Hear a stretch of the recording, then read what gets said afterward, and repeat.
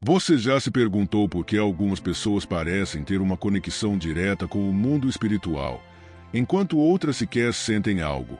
Será que essas visões são um simples acaso ou algo mais profundo? A verdade é que muito do que chamamos de visões espirituais vai além do que os olhos podem enxergar. Na verdade, elas podem ser o reflexo de algo que está acontecendo dentro de você, algo que muitos preferem ignorar, o estado da sua alma. Essas experiências não acontecem por sorte, mas sim como um resultado direto de algo que você cultiva dentro de si, que muitos chamam de sensibilidade espiritual. E se eu te dissesse que essa habilidade não é exclusiva dos médiuns, mas algo acessível a todos que buscam um caminho de evolução? Prepare-se para entender a verdadeira razão por trás dessas visões e como isso pode mudar a maneira como você percebe o mundo ao seu redor. O que você está prestes a descobrir pode ser o que você precisava para dar o próximo passo na sua jornada espiritual. Quer saber mais? Vamos te mostrar o que realmente significa ter uma visão espiritual e como você pode se tornar mais receptivo a essas mensagens. Sensibilidade espiritual e percepção. Em um pequeno vilarejo, morava um homem chamado Felipe.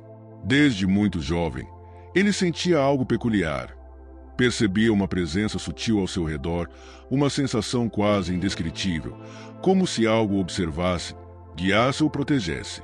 Inicialmente, Felipe pensou que fosse apenas sua imaginação, mas com o passar dos anos, ele começou a compreender que o que sentia não era algo comum. Ele se dava conta de que, para muitas pessoas, a percepção espiritual era algo distante, quase inatingível, mas para ele, parecia tão natural quanto respirar.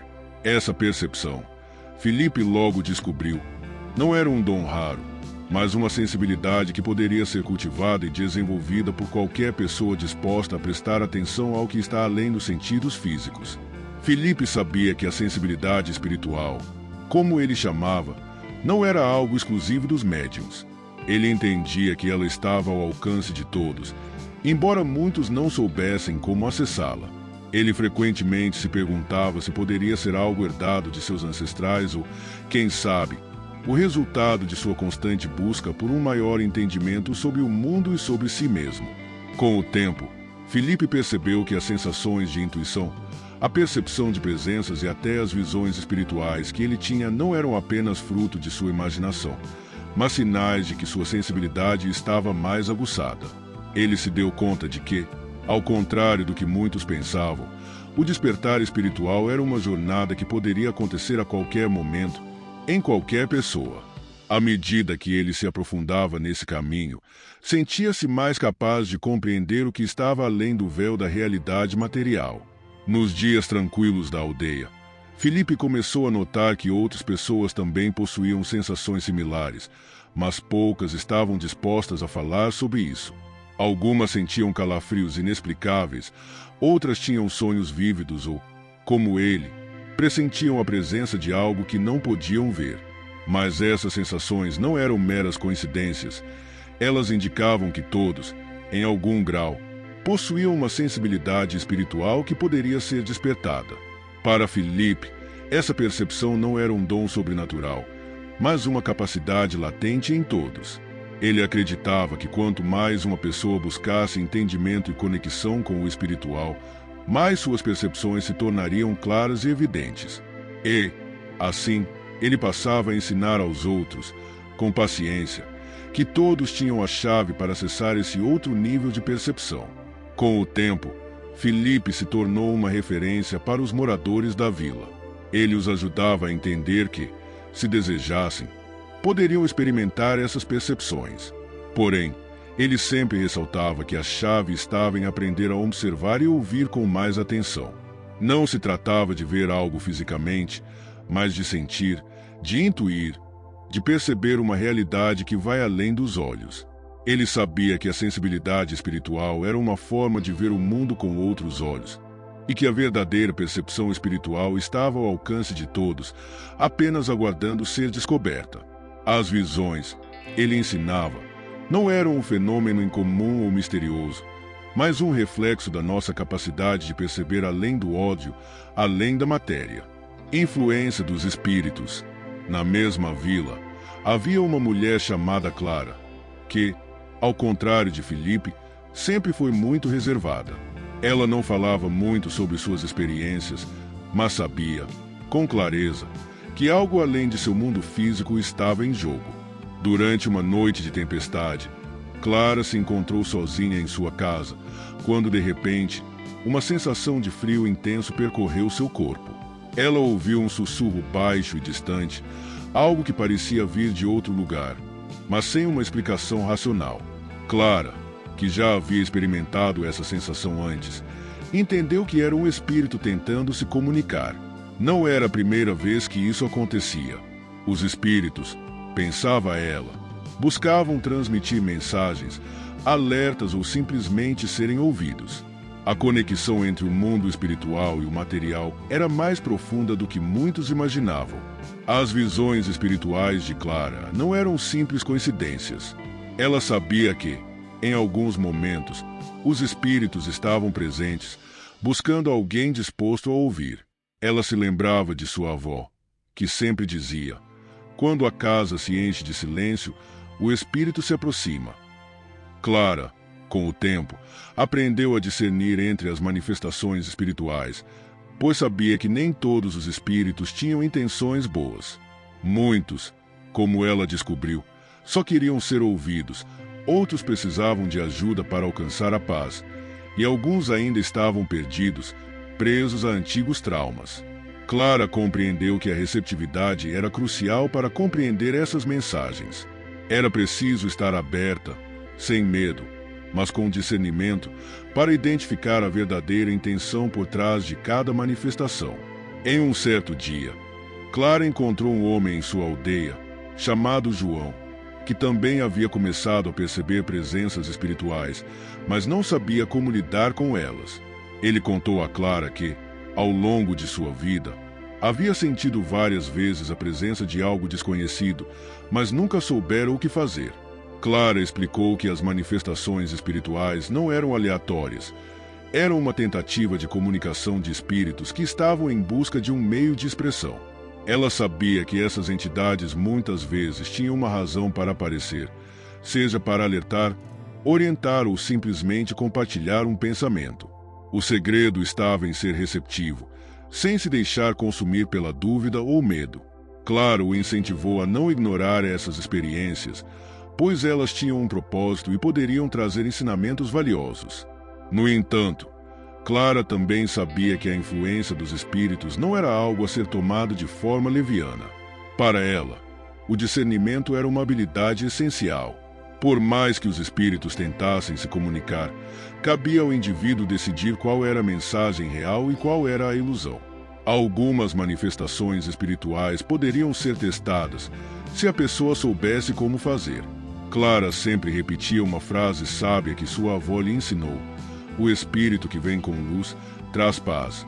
Aquele que vem com medo traz incerteza.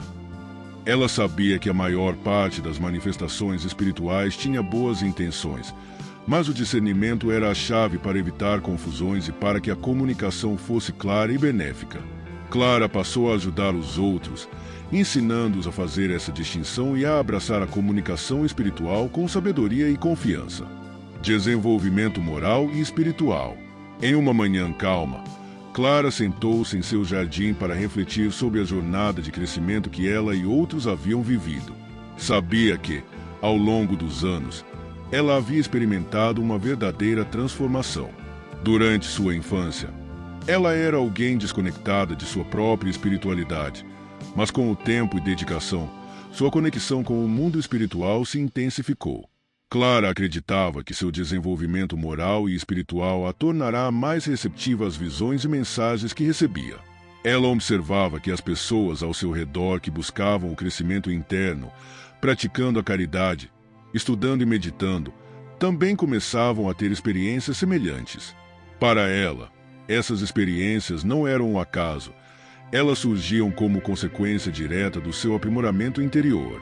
A prática constante da bondade e do amor havia transformado Clara em uma pessoa mais sensível às energias ao seu redor. Ela acreditava firmemente que o desenvolvimento moral e espiritual estava diretamente ligado à clareza da percepção. Em um mundo onde os sentidos físicos muitas vezes dominam a percepção, Clara havia aprendido que, ao silenciar o ego e cultivar o espírito, era possível perceber as sutis mensagens dos espíritos. Cada ação de amor, cada ato de caridade, parecia abrir uma nova porta de entendimento para ela. Clara sabia que, ao fazer o bem ao próximo, ela não estava apenas ajudando os outros, mas também se ajudando, porque essas ações eram o caminho para o progresso espiritual. A prática constante do bem refinava sua alma e a tornava mais sensível aos sinais do além. Um dia, Clara teve uma conversa com Felipe, o rapaz da vila que experimentava dificuldades em perceber o mundo espiritual. Ele compartilhava com ela sua frustração por não conseguir o ver como ela, embora se sentisse profundamente tocado pela espiritualidade. Clara, com a sabedoria que adquirira, lhe explicou que o desenvolvimento moral e espiritual não estava relacionado à busca por visões, mas sim ao cultivo da alma. Ela lhe disse que, ao desenvolver a paciência, a compaixão e o perdão, a sensibilidade espiritual aumentava naturalmente. Para Clara, as visões eram uma consequência do aprimoramento interno e não o objetivo final. Quando Felipe entendeu que o progresso espiritual vinha primeiro, ele começou a praticar a meditação e a caridade. Em poucos meses, ele começou a sentir, de forma sutil, a presença de algo maior em sua vida. As palavras de Clara ecoaram por toda a aldeia. O desenvolvimento moral não era uma linha reta, mas um caminho contínuo de autoconhecimento e prática do bem. Aqueles que se dedicavam a esse processo não apenas se tornavam mais sensíveis às visões espirituais, mas também ganhavam a capacidade de lidar com elas com discernimento e compreensão. Clara sempre dizia que, para entender o mundo espiritual, era preciso primeiro compreender a si mesmo. Aqueles que estavam buscando respostas para fenômenos espirituais sem cultivar a paz interior e o autodescobrimento estavam, de certa forma, perdendo a essência do que as visões realmente representavam. Clara tinha plena convicção de que o desenvolvimento moral era o verdadeiro alicerce de todas as experiências espirituais e que, com dedicação, todos poderiam alcançar esse entendimento profundo. Agora que você entendeu as diferenças entre um espírito bom e um espírito mau, a pergunta é: o que você vai fazer com esse conhecimento?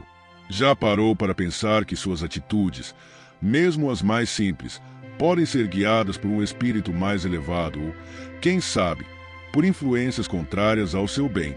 Que tal refletir sobre as suas escolhas?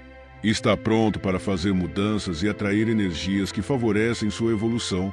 Se você gostou deste conteúdo e quer continuar aprendendo sobre como o mundo espiritual afeta sua vida, inscreva-se no canal e ative as notificações. Não deixe a curiosidade parar por aqui. A jornada está só começando.